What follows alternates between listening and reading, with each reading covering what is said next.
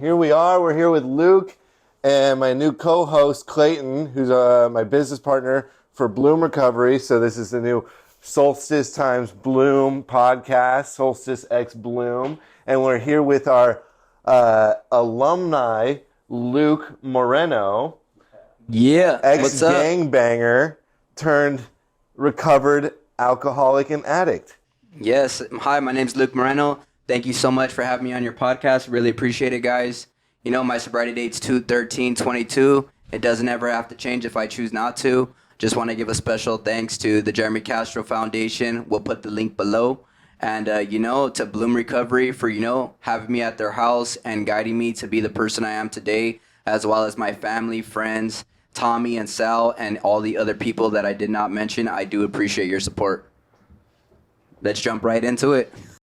Yeah, so you may have heard on my previous podcast with Rose, part of the Rose Castro Foundation, we talked a little bit about Luke and how he was a special case when he came into our house. He had been kicked out of a number of sober livings.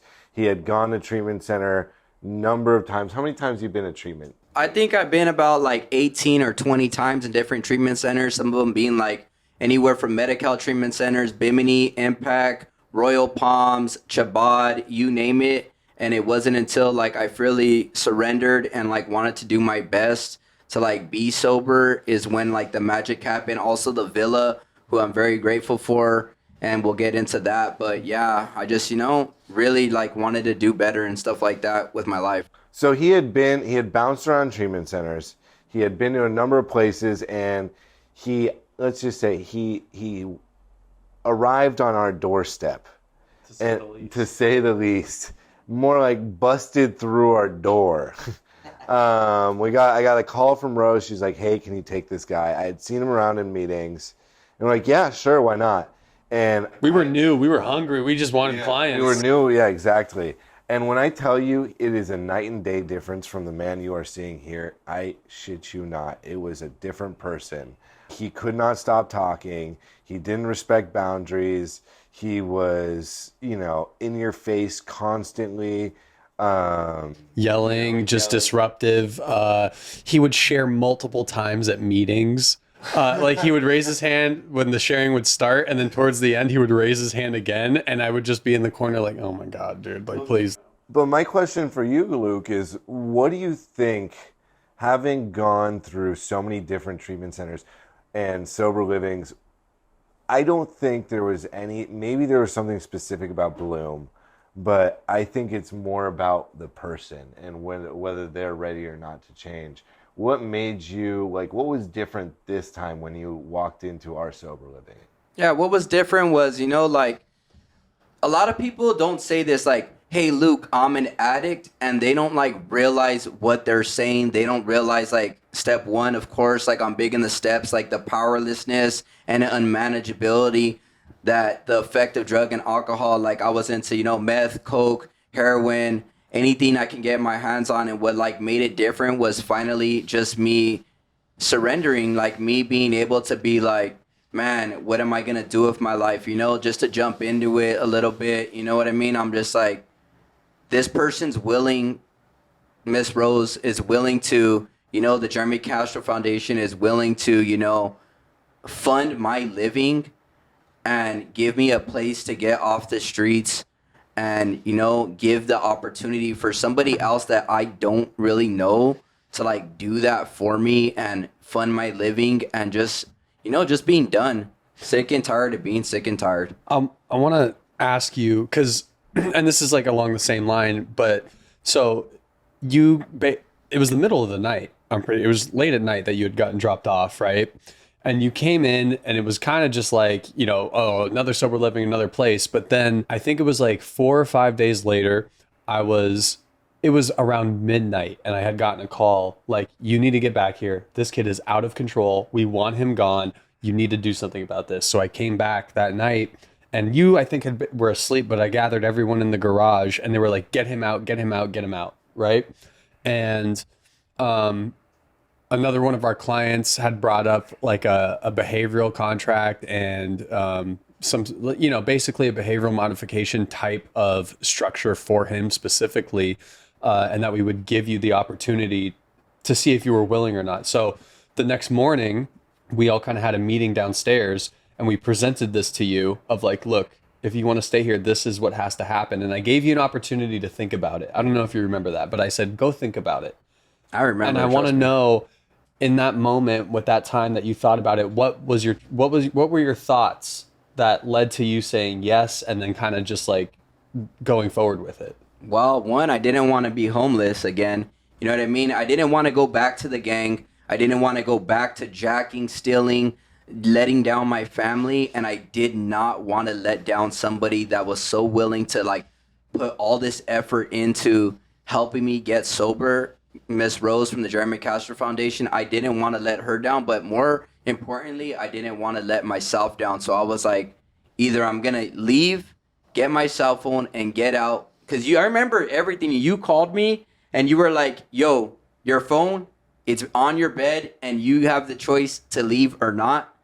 And then I was just like, I'm just going to stay. And then I was just like, I'm just going to do whatever it takes. So you guys, had me sign the contract. And then I was on that verbal program that you guys mentioned in that last podcast. Hi, I'm Luke. I'm loud, obnoxious. I don't respect people's boundaries. And I'd have to pause before I'd even say anything else. And somebody would be like, exactly what you said. I'd be like, okay, yeah, you could talk, or no, you can't. And I was like, fuck it, I'm all in. You know what I mean? I was like, I'm down to do whatever it takes to be sober. So yeah. And it wasn't just the verbal, right? Like, what else was it? So just to jump into it, they took my cell phone for 90 days. So anybody that's struggling out there and it's like, oh, I have to give up my cell phone for like a week or two. It's like, it doesn't matter. How bad do you want to be sober? You know what I mean? How bad do you want to do it for your own self? How bad do you want to get off the streets? How bad do you want to stop, doing the lifestyle that you're living in? Going to prison. I've been to prison, going to the gang, going to your mom and dad's, to your grandma, sleeping on the floor, sleeping on the couch, curb jumping, all this kind of stuff. Like, you know what I mean? Sleeping on other people's couches, or like just living in bandos or whatever it is, like, just living on the red line or whatever it may be. It's like, what choice do you want to do to like change your life? And I was like, man, I'm all in. I don't care. I'll leave my cell phone for 60 days. I also had to do exactly what you said, was I had to write the woman that I would want to be with.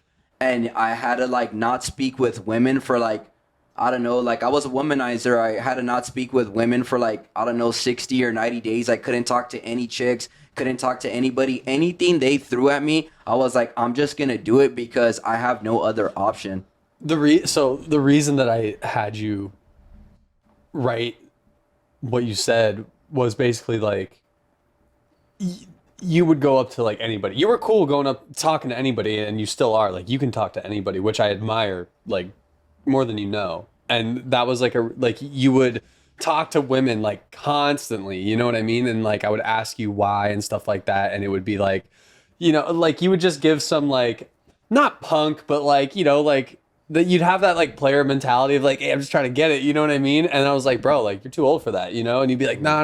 And then I had you write, I was like, I want you to write down like your ideal, like what does your ideal girl look like? You know what I mean? Like, more than just looks, more than, you know what I mean? Like to a T, like what is it, And that was like, the purpose was like, so that when a woman did come along, you were able to kind of like go down the list and be like, all right, like, you know what? Like, this kind of meets what I'm looking for. And then you can like pursue a relationship, Hell like, yeah.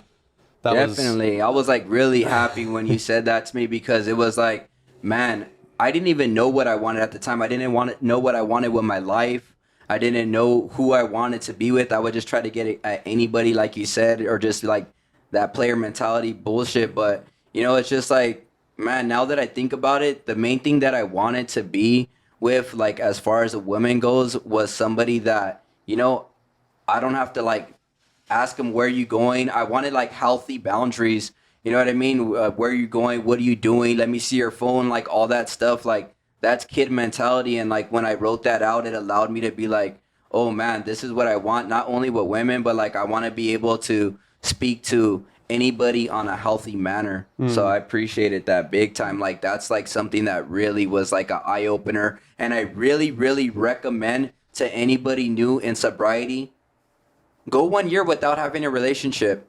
Finish the steps. You know what I mean? That's one thing. Before I had a relationship with any girl, I already completed the steps. I know exactly what my character defects were, what I wanted as my own person. Like, man, like that's one thing is like everybody just wants pink or green.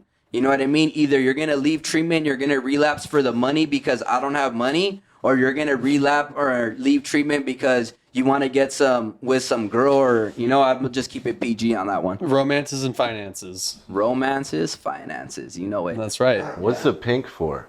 Shut down. No. Whoa. Yeah. You know what I mean? Anyways, so Luke, what was your drug of choice? So my drug of choice was meth. Okay. Methamphetamine, that was my main drug of choice. It did end up leading to heroin as well and fentanyl. And like, you know how dangerous that stuff is. So many people are dying for it. But my main drug of choice was meth and weed. And the reason why was I used to be a big time seller. You know what I mean? I would travel up and down California, selling all over California, like doing all this shady shit. And, you know, none of that shit was worth it, honestly. Just to give you a little backstory, you know, I started like, first it all started with weed. That is like a gateway drug. Like everyone's like, oh no, California sober, all this bullshit. But it's like, you know what I mean? It's like, what the hell are you even thinking? Sober is sober, regardless. No drinks, no weed, no alcohol. I don't even smoke cigarettes anymore. I do vape, but, you know, it is what it is. But yeah, so like, I don't know, you know what I mean? I just loved doing those kinds of drugs, and I loved getting the uppers, and I liked making money, but fast money isn't everything. And I finally learned that, you know, it's like, yeah, you can make money doing the wrong thing, or you can live free and not look over your shoulder and live the right way. What landed you in jail? I remember you would tell us about these like jail stories and like how you went to jail, you know, level 3 maximum security. You'd always say, what was it? Level 4. I went to Kern Valley State Prison, general population. Like, it was really like crazy. Like, so just to give you a backdate, like I lived in El Sereno my whole life. I grew up in East LA, Northeast LA area. Got involved, like, you know, with the wrong different types of people, but that wasn't always the case. Like, I played football and baseball when I was younger. I was in a good school. I got good grades. Like, everything was going well. And then I started traveling to, you know, up north, Redding, Humboldt area. Started picking up hundreds of pounds with one of my best friends. Started driving back. Started making that fast money. Had anything I wanted. Had the car. Had the girls, everything you can think of, buy whatever you want, do whatever you want every single day. And then after that, like what ended up happening was, you know, I took the rap for everything. The cops ended up trying to give me conspiracy for sales. I was fighting like 20 to life.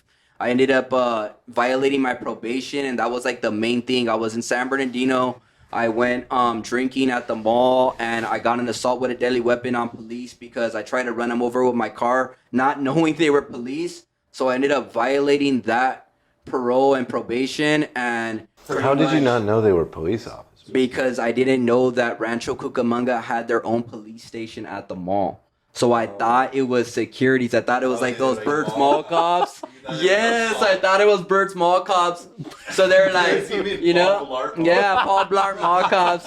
And I was like, whatever. They were like, excuse me, sir, you have to leave. And I was like, I have a medical marijuana license. I don't care. I could blaze wherever I want. But you were drunk. Yeah, but I was drunk, you know?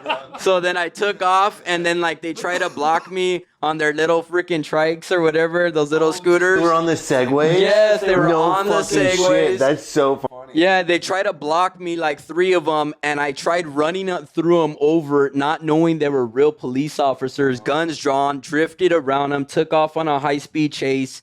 Ended up getting to like the 210. They chasing you guys on the site? Were they chasing No, the police started chasing us. Like they blocked off the 210 freeway, and then I end up getting arrested. They let my white friend go. They were like, "You're white, get the hell out of here," you know. And I was like, "What the hell?" So they ended up like doing that, and then you know I went to jail. They released me on OR. I was like, "Oh, I thought it was OR? Nothing." Like What does OR stand for? Pretty much like when you get arrested your first time, they release you on I'm not too sure exactly what the terminology is, but they release you on your own terms. On your own recognizance. Yeah, on your own recognizance. They release you saying like, okay, you have to show up for court on this day. You know what I mean? Come on, man. I was from a gang. I'm like, oh, or I don't know. You know what I mean? I'm like, what the? I just heard it. About? I don't know. Yeah, I was like, I don't know the real shit. They're like, yeah, you're free to go. I was like, hell yeah, I'm out of here. You know what I mean? I call some chick. She picks me up. And then not knowing, the consequences of,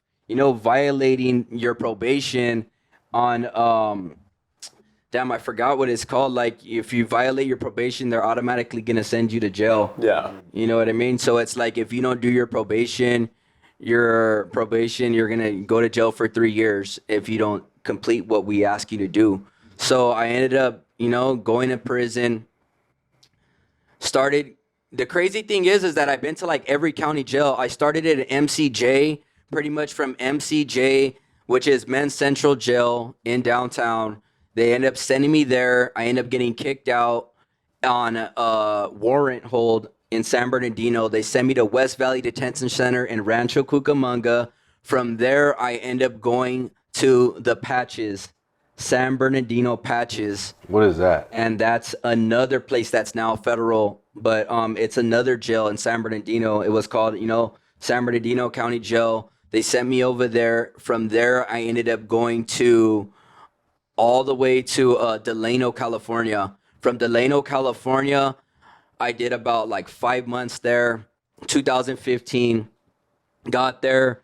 3-yard, like how you mentioned. From the 3-yard, they shipped me to the 4-yard, Kern Valley State Prison, A-yard. Ended up getting there, doing like most of my time on a 23-hour lockdown, 1-hour yard. You don't get anything. If a lockdown happens, like a riot or anything on the yard gets shut down, you're taking a bird bath for the next 5 months. Bird bath is like they lock you in your cell. You never freaking come out. You know what I mean? You're showering in the sink. Yeah, you have to shower in the sink. You know what I mean? No store. You're hungry. It was the worst experience, but kind of like one of the experiences I could look back at and be like, man, if they sent everybody to like a 4-yard, they could learn a lot from like the homies to like not go back, because nobody cares about you in there. Nobody's looking out for you. The friends that you thought were your friends are not calling you. Nobody's putting money on your books, and I'm forever grateful for my family for taking care of me. You know what I mean? Like, nobody came to visit me. My family didn't come to visit me all the way 5 or 4 hours away over there. Like, nobody, they were there for me and supported me and answered my phone calls, but they ain't coming to visit. How long were you in prison for? I did 3 years in prison. 3 years. Yeah. So let me know if I'm getting this right. So you did your trafficking, like, did you get in trouble for that, or was it just you trying to run over police officers and then you had stuff on you? No, so it all tied in. What ended up happening was we were shipping over states from like Florida and all this stuff, and they were trying to say it was me doing all of this stuff. I can't really speak too much about it, you know what I mean, because of the way I got off and stuff, but I hired a lawyer. And pretty much what ended up happening was they were like, you're getting a conspiracy for distribution across all these states. You were selling and all this stuff. I hired a lawyer, and they were like, you know what? You're facing a lot of time. And what ended up happening was I got charged for transportation and distribution in California for, a lot of pounds of marijuana. So you didn't get the across state lines? Yeah, I didn't get across state lines because I would be doing Fed time if I did. And so that's what you were on parole for originally, and then you had the incident at the mall. No, the mall was where I was on probation for. And then so vice versa. And then vice versa. They arrest me for the weed. I have to go down for everybody shit. Yeah. So everybody was like, that was involved. They were like, yep, you're the main guy. You're getting taken down for all the weed. And I ended up taking the rap for like, I think it was like 2 years with half time served, because I did 9 months in county.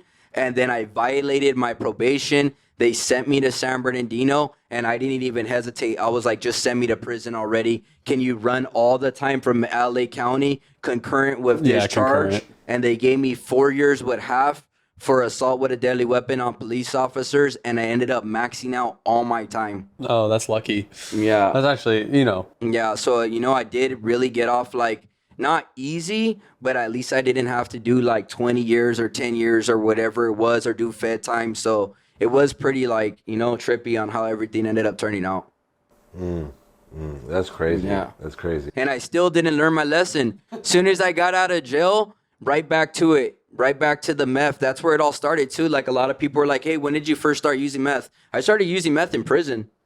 Yeah. I was going to ask you what your first experience with crystal meth was like, and what was your last experience with crystal meth? Yeah, like? my first experience with crystal meth was using it in prison and then making money. You know what I mean? It's like once you start putting, like for me, it's different. I'm from a gang. As soon as you go into prison, they're like, what gang are you from? Where are you from? Are you running Southside or homie? What's going on? Are you a Sereno? All this stuff. And I was like, you know, I was dumb when I was young. I was like, yeah, man, I'm a Southsider. I'm from this place. I was thinking I'm hard. You know what I mean? I was like, yeah, I want to be a part of the homies and all this stuff and like doing all the, like getting involved with like the people who are like running the show and all this stuff. And I ended up learning like a lot about politics and politics in prison. Don't want to speak much about it because, you know, it is like different. You know, I don't want to put myself like in that position where it's like, hey, this was saying too much shit about that. You know what I mean? Like, why can't he keep his mouth shut? Because it's still what it is. You know what I mean? I'm still from a neighborhood, but the crazy thing is that people that really want to have your back will be like, yo, stay sober, homie. Keep doing good.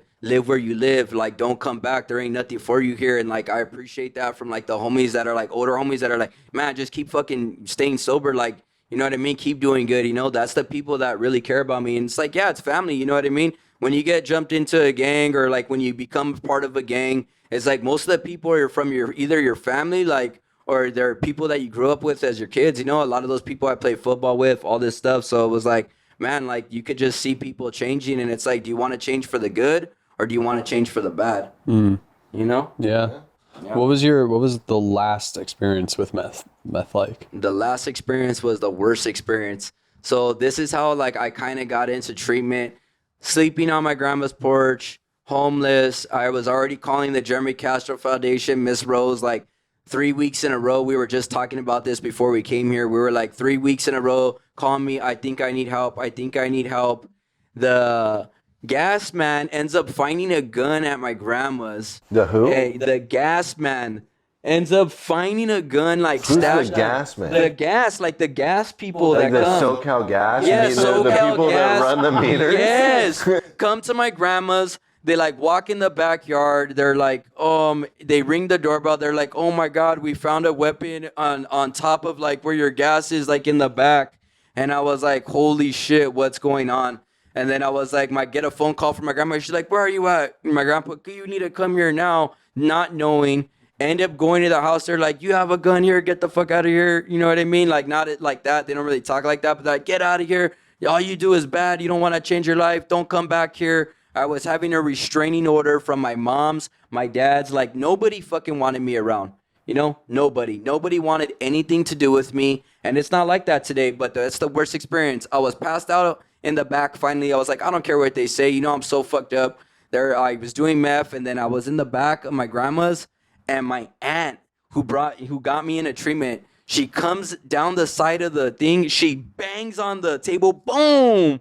I was like, what the hell? I look up. I was like, holy crap. I have all this crystal inside of a Narcotics Anonymous book. How fucked up is that?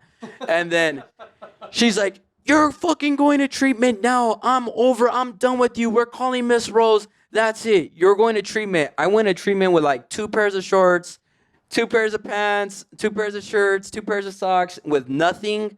And, you know, look at me today. It's like, doesn't have to be like that. It could happen for you. It could happen for anybody as long as you put in the work. It's night and day difference, dude. It's a night and day difference. You know, from where you used to be and who you are now. And it all just starts with a decision. A decision is a thought followed by an action. And that's what this program is. It's a program of action. And we'll say time and time again, it's not for people that want it. It's not for people that need it. It's for people that do it. And Luke is a prime example of that. He does the work that it takes to be sober. It's a daily reprieve. A reprieve is a cancellation of punishment of those condemned to death. As alcoholics, as addicts, this disease condemns us to death. And if we do not take spiritual action and spiritual maintenance on a daily basis to better our condition, we're sure to die. We are sure to die. And that's what this program does. And the basic principles and tools that you learn working the 12 steps help you recover from a hopeless state of mind and body. Absolutely. I totally agree with that. And, just to give you guys like where I'm at now, I know we haven't really talked about it, but, I started, going to the treatment center, at Bloom Recovery, the sober living, and pretty much, I have my best friend Dexter. You'll catch him on this podcast too, hopefully. But, we ended up living in the same room together for a long time. And I ended up, going to work every day, walking, taking my skateboard at Goodwill. I started at Goodwill. I wasn't too proud. I got a, get well job. That's what I would call it. Started working the steps. Shout out to my sponsor, Dave. Really appreciate you taking me through the steps, and I'm big on the steps. You know what I mean? Right now I have 3 sponsees in the work. You know what I mean? I do this, 10, 11, 12 every day, and I try to give back as much as I can. But like I said, I was started at Goodwill. From Goodwill, I got about like 9 or 10 months clean, and I called the Sober Living Villa where I was talking about one of the treatment centers I went to, and I was like, hey, Miss Georgia, she's really cool. My mom, my family. That's the time before Bloom that I had the most time. I had 11 months clean, but I didn't do any of the steps. And it goes to show how powerful the steps are because I didn't do anything. I had 11 months clean. Oh, yeah, I almost have a year. Went out because of an ex-girlfriend always picking me up, co-signing my bullshit. Hey, I want to get high, ain't feeling well. Or, hey, do you want to get high? Do you want to do this? I'm going to come see you. I'm going to come hang out with you. Like, let's do this. Let's do that. You know what I mean? And it's like, no, none of that shit mattered, So I ended up calling Georgia from the villa. She ended up hiring me as a tech. And then from there, I started doing really well. I started, Kipu EMR, groups, RAT-T, CPR certification, doing whatever it takes. And from there, pretty much my life started changing. I started giving back, started, not letting either the treatment center. A lot of times people work in treatment and then they think that's their program. I wouldn't do that.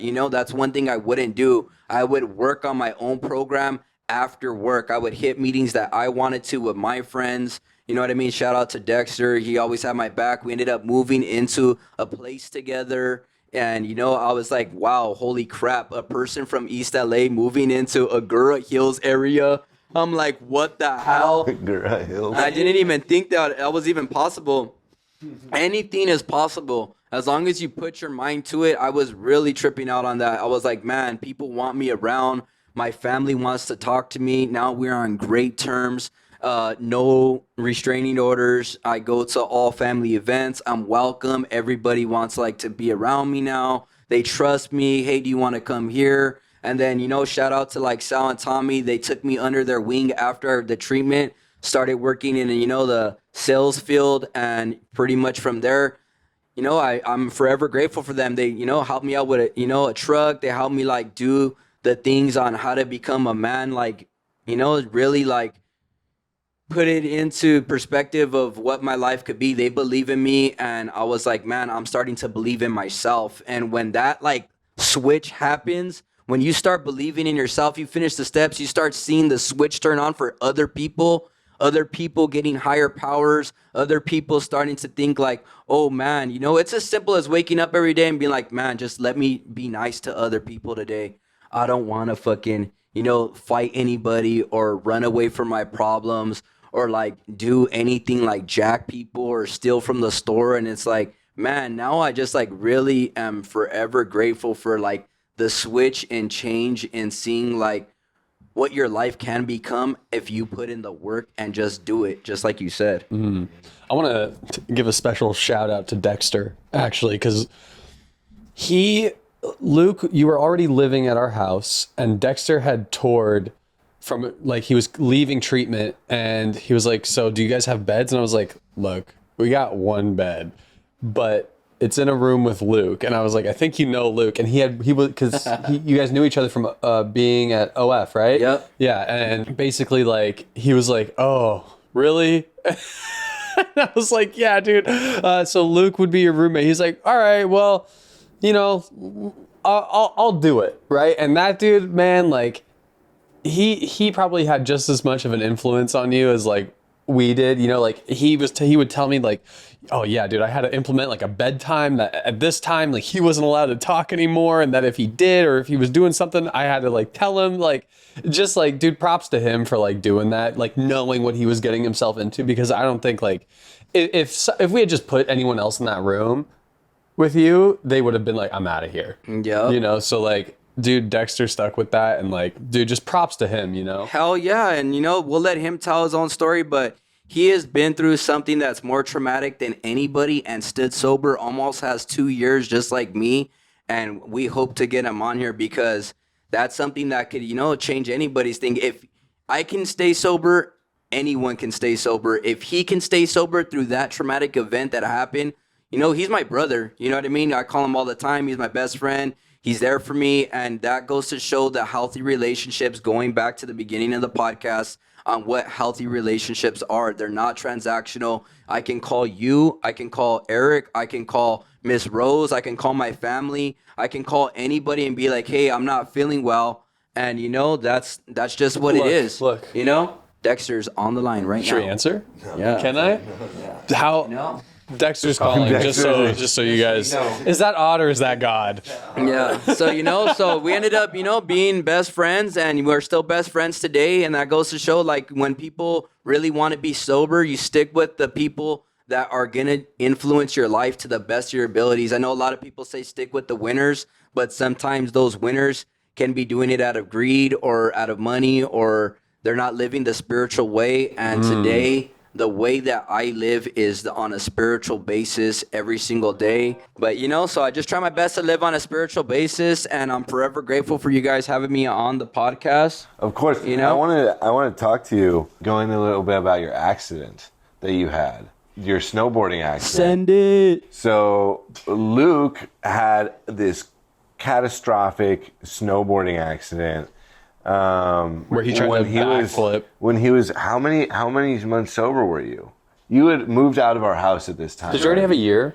I think I already had a year clean. You were like right at the precipice of a year because it was winter. Yeah. It was winter time. No, not a year. I think my sobriety date's February 13th. I got on my accident on December 15th. So close to a year. He had about a month, 2 months under a year. So he got in this catastrophic accident where he what did you break? I broke my femur, my lower back, L1 and L5 vertebrae. I fractured my other bone on my other leg, let's just say it like that. And I fractured the bottom of my femur on this side. So pretty much what ended up happening is I went on a snowboarding trip with my little brother, and I ended up breaking my femur.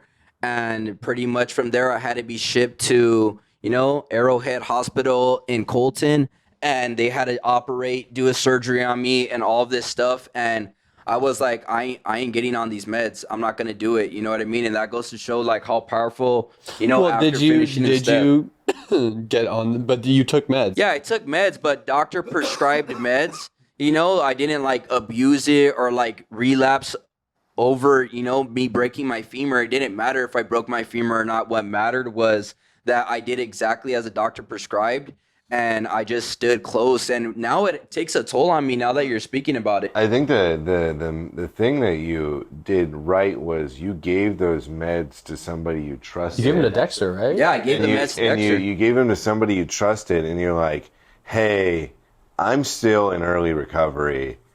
I need you to dole out these meds as I need them. I still don't trust myself to handle these right now, because with the doctor telling me I could take them as need, and these meds, they're always because I had the same situation. I'll go into it afterwards.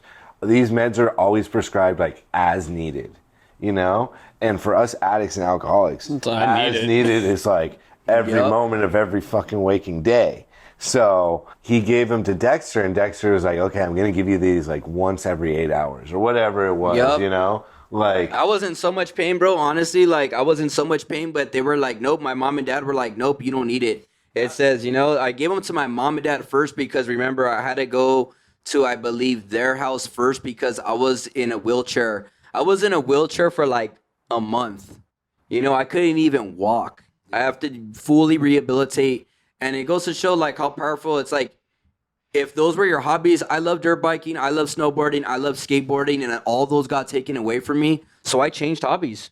Yeah. You know what I mean? I'm like, man, I'll do whatever it takes to be sober. I ain't going to let that get me down. I'm going to do the best of my ability. I'm gonna go fishing now. Yeah. I'm gonna, start, doing other hobbies. I'm gonna hit more meetings. I'm gonna go do what I need to do. And it didn't matter, forever grateful too. Miss Rose sent me in like this wheelchair van on Christmas.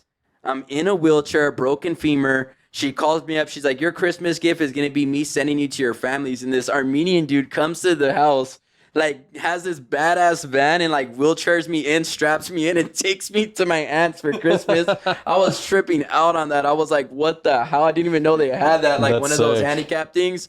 But yeah, man, it goes to show it's like, how bad do you want it? I got the meds and I'm like, yeah, I could either take these Norcos and all this stuff, this hydrochloride or whatever the hell it's called for sleeping, codeine, hydrocodone and all this stuff and be like, oh yeah, man, I'm just going to abuse it. Or I can be like, yo, I'm going to give it to my parents. And from there, I was like, I'm done living at my parents. I couldn't take it anymore. I was like, with some personal shit with my brother, my littlest brother, who's struggling right now too. Shout out to him, but I hope he gets better. But it's like, dude, I was like, I'm going to move back with Dexter. I ended up moving back with Dexter. And I was like, I was in financial insecurity. I was like, holy shit, my girlfriend, shout out to my girlfriend, stood with me in the hospital for days, took off work, forever love you.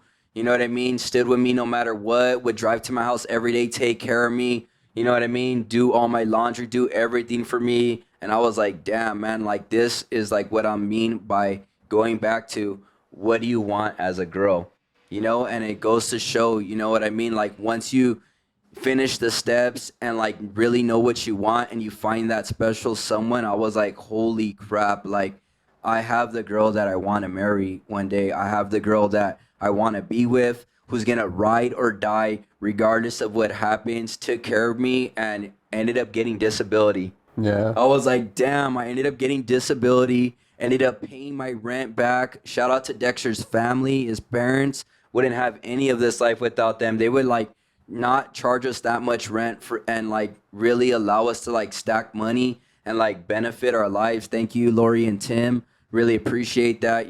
They let me stay there for a month with no rent, free rent, and we're like just add it to the upcoming rents. And when I got my disability, boom, cashed them out. You know what I mean? And just started paying my rent. And I was like, okay, I'm going to be able to pay my rent at least.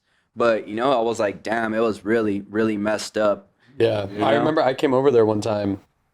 I went over to your guys' house and I was like hanging out with Dexter. I was like, is Luke awake?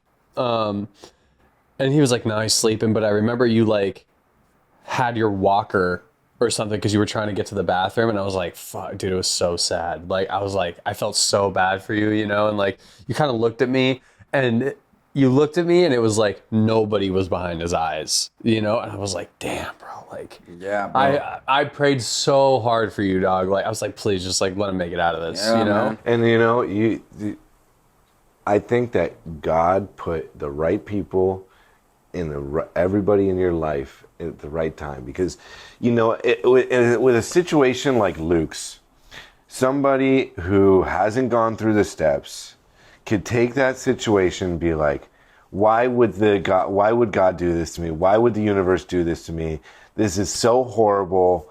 I'm going to lose my rent. I'm going to lose my house. I'm going to lose my job, my ability to take care of myself. I can't do any of this. They just focus on the negatives. But having done this program, you were able to find God in every situation you were in. Absolutely. Whether it was your girlfriend, God providing you with a loving girlfriend to take care of you. God providing you with a roof over your head, provided to you by a loving family that helped you get sober. God providing you with Rose Castro in your life to help you get to your family's house. God providing you, and it's all a result of you staying sober. Because if this would have happened to you while you were in a drug craze or while you were on meth, nobody would be in your corner to help you. No, and that goes. You would have been struggling on the street. You hurt your back one time really bad, right? Dude, that goes trippy that you said that. So pretty much, I broke my hip. Oh, that's right. And I was on drugs. This was before the femur, back in 2019. Broke my hip and nobody was there for me because I was all methed out. I was abusing the medicine, doing whatever I could do smoking meth in the hospital, like getting drugs, like all kinds of crazy ass shit. And nobody was there. Nobody cared. It took me 11 months to walk again. And I was like, I was all messed up. You know what I mean? And nobody was really there except for like my grandparents. I think they let me like stay at their house a little bit and stuff like that. But they always like had my back no matter what. But, you know, I did a lot of horrible things, bro. And, you know, just in case anybody's like, oh, I don't believe in God and all this stuff, it could be good, orderly direction. It can be whatever you choose it to be. That's the cool thing about the, you know, AA program is that it allows you to make your own choice of who you want to believe in. And it could be something super simple. It could be something that, you know, is, you know, the ultimate universe. It could be whatever you want. You don't have to be like, oh man, these people are talking about God. I don't believe in that, blah, blah, blah. And like be negative. It's like, hell no, I'm done being negative. That's one thing that I hate now. It's like, I'm going to say what it is and I'm not going to stay negative. I'm going to be positive. And if I have to see a therapist, if I have to get extra help, if I have to do whatever it is that I need to do, I'm going to do it. You know what I mean? So that goes to show like, yeah, man, exactly what you said. If you want to be using and you end up breaking you something that's like extremely, extremely bad, no one will be there for you if you're on drugs, you know? Yeah, Yep. nobody. And because of the work that you did on yourself, it allowed these people to be in your life. You allowed them to be in your life, and you allowed them to help you when you were in a time of need. You know, many of us addicts and alcoholics, you know, we're too proud to allow anybody to help us and get the help too, you know, but there's nothing more powerful than asking somebody to help you, you know? Yep. And that goes to show with anything. It's like, man, if you're struggling out there, you know, this is a podcast. If you're struggling out there, feel free to, you know, call Solstice, call Bloom, call the Jeremy Castro Foundation and see like what avenue you can take to like get help. You know, there's always the, you know, hotline as well. You can call the hotline and be like, hey, and suicide is a big thing as well. It's like, you know, if you're feeling suicidal, I used to feel like that all the time. I'll be like, man, I'm just going to give up on life. It's like, don't hesitate to call somebody because you never know. Just picking up that phone and calling somebody, you never know whose life you're going to save or whose life you can change or changing your own life. So please do not hesitate to like contact somebody if you want to get help, because like I said, if I could do it, if these gentlemen can do it, 8 years,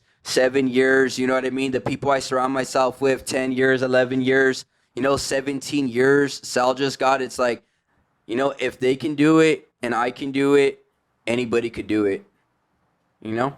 It's true. It's true. And it all starts with just asking for help. You know, when I got sober, this time, it all started with a phone call to my ex-girlfriend's father, who had 23 years of sobriety at the time. And he just told me where to go. Go to a meeting, men's stag meeting, this time in North Hollywood. Show up there, and I did. And then I asked another person to sponsor me, and I asked him for help, because my best thinking got me into jails, institutions, and hospitals, and it led me to a hopeless state of mind. And so I knew that I couldn't trust my best thinking, so I had to ask somebody for help. And it was a humbling experience. It's a very humbling experience. When you give up power, that's when you start to get your power back. Absolutely. You know? Yeah. No matter how far down the rabbit hole we've gone. Yeah. You know? No matter how far down the rabbit hole we gone, we could always come back. And the best thing is, the further we go, the more we could get help people. The more we're uniquely qualified to help other addicts and alcoholics recover from this hopeless state of mind and body. And, you know, that's what we did with Luke. And we're so happy that you came into our lives, Luke, because I can guarantee you've helped us more than you know as well. Yep, I really, really appreciate you guys too, and I'm just grateful for like all the guidance that you guys given me and for always answering my calls. You know, I live in a different state now, and you know, I just really appreciate the support. You know, you guys always tell me I love you, I have your support, and it's like, man, dude, if people really like could change at any time if they just choose to. And it's sad, you know what I mean? The drugs and alcohol and fentanyl addiction and all this stuff, it's like, you don't know what the hell it is when you're shitting out when you get it. So it's like, man, if you guys could just pick up that phone call, and I'm forever grateful for you guys. Appreciate you guys. You know what I mean? Yeah, of course, man. We appreciate you too. Big And time. thank you for coming on the podcast today. I think that's all the time we got today, but we love you so much, Luke. And, you know, you'll forever be a huge presence in our house, whether you're there or not. You've left a huge mark on the Bloom household. All right, no problem. Thank you for having me on the podcast. Really appreciate it. Love you guys, and hope to see somebody on the next podcast. Thanks. Yeah, man. of course. Thank you, brother. Thanks.